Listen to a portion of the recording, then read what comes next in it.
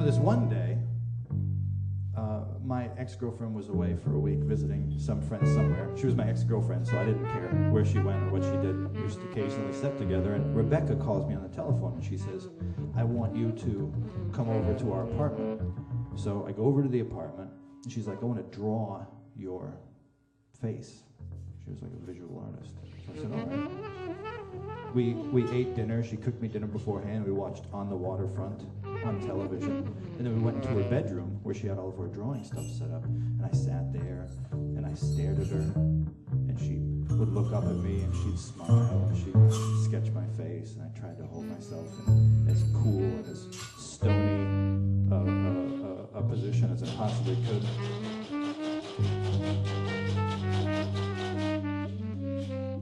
And then to make a really sensual long story very short, we ended up having sex in her small bed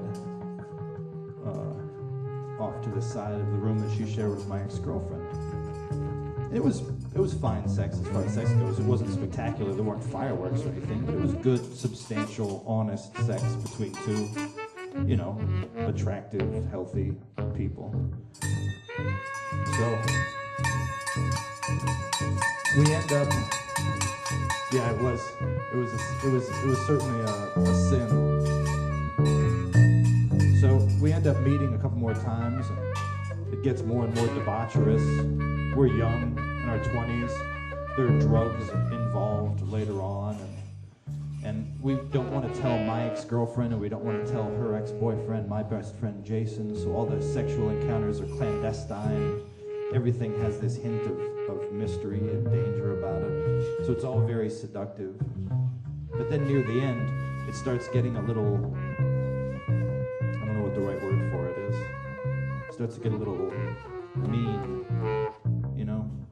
Because we start to feel the guilt of it all. And we start to take it out on each other. So it just gets a little more violent than it probably should have. And you're not sure where this starts or that stops, and there's a lot of scratching and pulling hair and stuff. And there are those moments when you're like, we're not going to have sex, but then it just becomes like this. Like somebody wants to, but the other doesn't. And sometimes it'd be me, and that would be a short fight, done like that. And then she would have me convinced. But there's always this weird question between them. And that's how it ended. Just like that. The relationship ended and she moved back up to Cleveland. She didn't even really tell me about it. I guess her and my ex-girlfriend went on the outs. She packed up all of her stuff and moved back up to Cleveland. That's the last I ever saw of her. So with all these years to think about it, I start going over and over in my head. Wow, I really did some terrible things to that girl. You know? She did some terrible things to me too, but that doesn't forgive the terrible things that I did to her. I mean, we're not talking about like things that I could be brought up on charges for, but just things that have to do with people's souls, you know, feelings between two human beings. And I was really concerned. And sometimes it would come up and it would haunt me, the kind of thing where you're walking along and you think of this thing that you did, and it just grabs your stomach and goes, and you're like, oh, fucking shit, I can't believe I did that. Oh, I don't feel good about that at all. It just sits there like a ball of fucking, like a bag of marbles in your stomach for your whole fucking life. And I got a ton of those. You know? I mean, like shooting cocaine that we were dissolving with lemon juice in this guy's bedroom. And he took this one shot and he starts doing this. And I'm like, fucking hell, he's gonna die. And I was thinking, I'm gonna grab all the coke that I can and get the fuck out of here if he does. I mean, there are a lot of things in my life that I've done that just like, seize me up like a seizure, just electrical volt. And this was one of them. And I never thought that I'd see her again. She was gone to the four winds. I was certain that I would never see her again. So, does anybody here ever heard of this internet thing called MySpace? I don't know if you guys are familiar with it. It's this internet thing people go on. So a couple of years ago, I went on it and I made a page, you know, and then I quickly forgot about it, and I haven't been on it for years.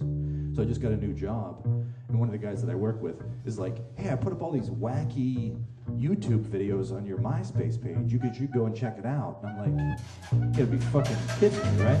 I'm not gonna go on MySpace to look at these stupid YouTube videos. I was like, no. So I go back, I work with him the next day, and he's like, dude, did you check out those videos? And I was like, fucking no. He's like, you really should, they're hilarious. I'm like, Jesus Christ.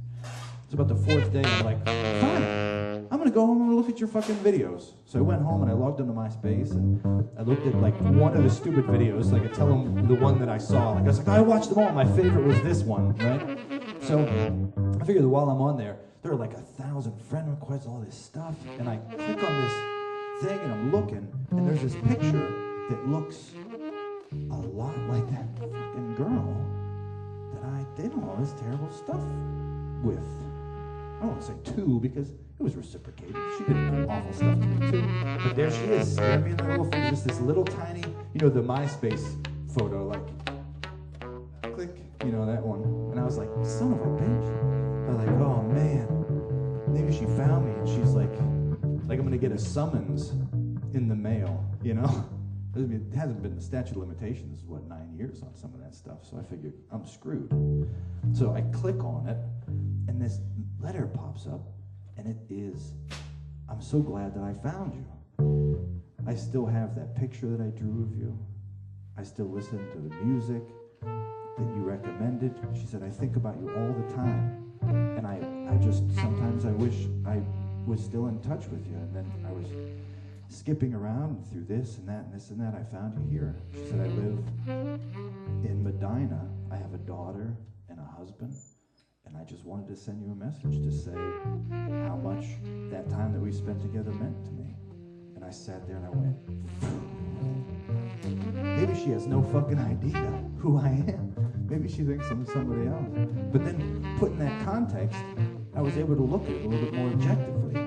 And I was able to kind of take the way that I look at myself off of it a little bit more, and I was able to look at what it really was. And what it really was two incredibly confused people, two incredibly conflicted people, being young, being confused, and taking it out on each other. And I guess we grew from that, and we became different people.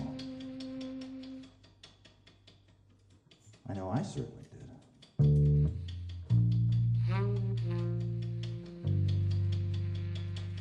So I immediately clicked X, and I got off of MySpace, and I thought to myself, it is better if I do not reply, because I guarantee that the person that she remembers me being is a lot better than the person I am now.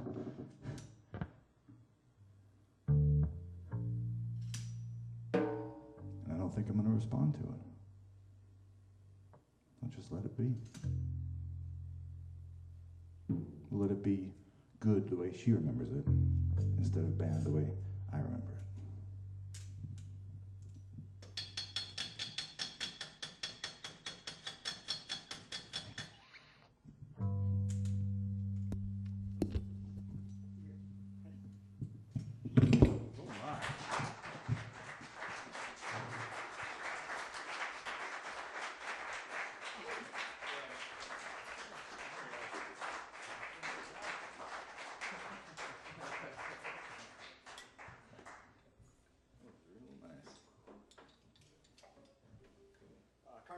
Drums, Bill Nichols bass, and Dan Leninger.